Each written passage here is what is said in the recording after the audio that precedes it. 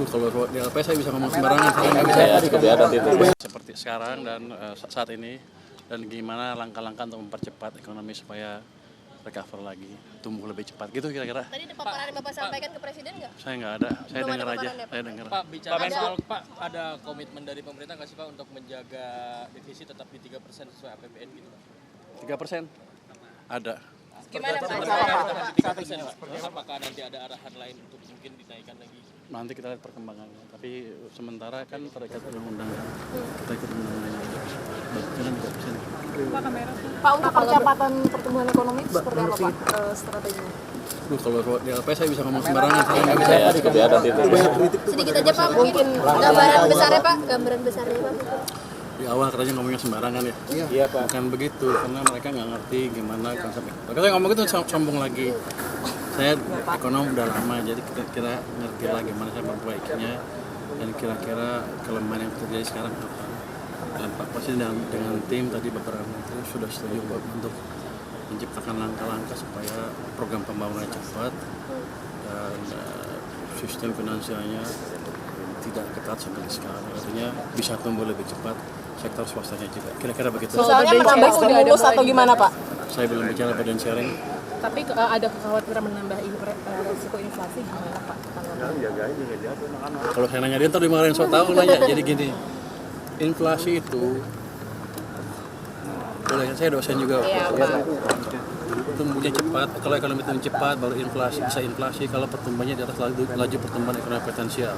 Kita 6,5 sampai 6,7, jadi masih jauh kalau kita bilang demand pull, inflasi akan terjadi. Artinya pertumbuhan yang terlalu cepat menyebabkan inflasi. Jadi nggak otomatis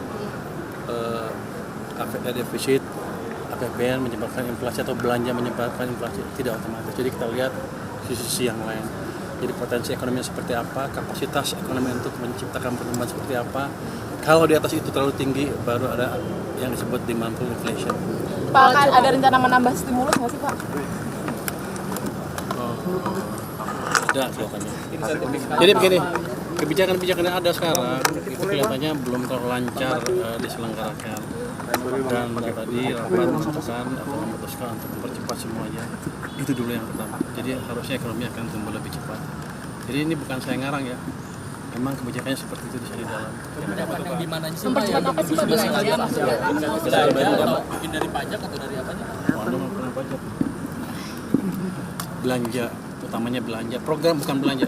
Program yang ada akan dibuat berjalan cepat sesuai dengan waktu yang ditetapkan. Semua program yang ada. Pak, ini nanti ke DPR mau paparan apa? Saya mau pemaparan kelihatannya. Saya nggak tahu. Saya mau tanya APBN. Pak, terkait yang dipotong-potong Pak, yang dipotong pembicaraan Bapak itu yang bilang bahwa itu hanya sebagian kecil dari Bukan sebagian kecil, maksud begini. Saya begini. Ketika ekonomi agak tertekan, banyak kan masyarakat yang merasa susah, bukan sebagian kecil ya. Mungkin sebagian besar kalau sudah sampai turun ke jalan. Jadi kuncinya di situ. Berapa cepat kita bisa memulihkan ekonomi sehingga lapangan kerja ada banyak. Itu yang kita kejar nanti. Jadi itu maksudnya saya kemarin. Kalau kemarin salah ngomong saya minta maaf. cukup ya. Tapi kaget nggak sih Pak? Kaget nggak Pak itu sejak jadi menteri akhirnya banyak statement seperti itu dipotong-potong dan dapat kritik gitu, kritik Pak. dari masyarakat seperti itu Pak. Kaget juga. Tapi kan ini proses edukasi ke publik. Optimis 7% Pak. Kalau saya salah saya perbaiki. Tapi yang jelas maksud saya seperti itu. Bukan bilang biar aja lah atau itu kan susah aja yang pertama. Ada sesuatu yang bisa diperbaiki yang membuat mereka nanti lebih mudah mencari kerja. Bukan mereka ya, semuanya masyarakat bisa sejahtera bersama, itu tujuannya utama sebetulnya. Pak, Terima kasih banyak Pak. ya ada. Kita akan ngikutin undang-undang yang ada. Itu kan bukan keputusan saya, keputusan pemerintah secara keseluruhan. Tidak akan berubah atau melebihi dari Kita ikut undang-undang yang ada. kalau untuk debt to GDP ratio Pak, apakah sekarang sekitar 40% kalau kata dari Nanti kita lihat seperti apa ke depannya. Dan begini, let's say utangnya pada level yang sekarang, defisitnya, tapi dengan uang yang ada kita bisa ciptakan pengembangan yang lebih cepat. Debt to GDP-nya akan cenderung turun. Jadi kuncinya di situ.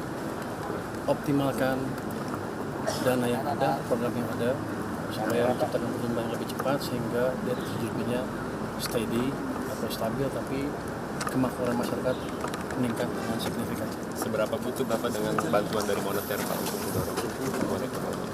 Maksudnya Seberapa butuh sinergi dengan kita harus bersinergi, jangan sampai kebijakan saya dan kebijakan BI mencekik sistem perbankan dalam hal likuiditas.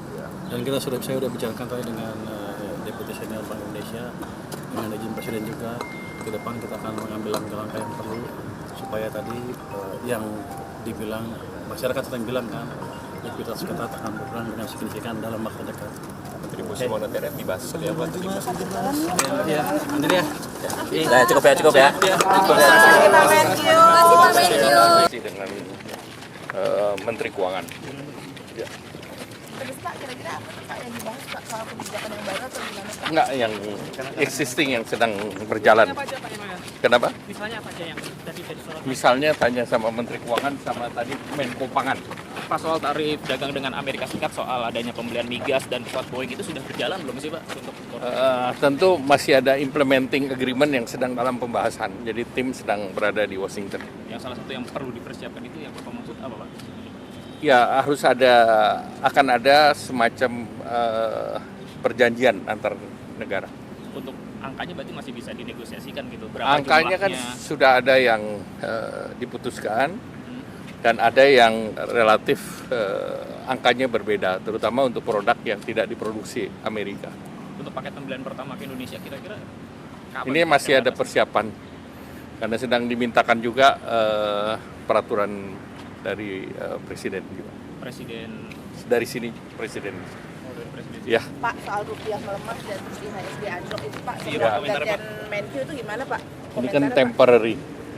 Tapi kira-kira berapa lama tuh Pak bakal bisa balik atau bisa normal lagi Pak? Ya, kita lihat situasi yang berkembang, tetapi kita juga harus jaga bahwa fundamental Indonesia kan kuat. Jadi tentu kita lihat lagi nanti ke depannya seperti Ada apa. kekhawatiran nggak sih Pak Menkyu tiba-tiba diganti seperti ini?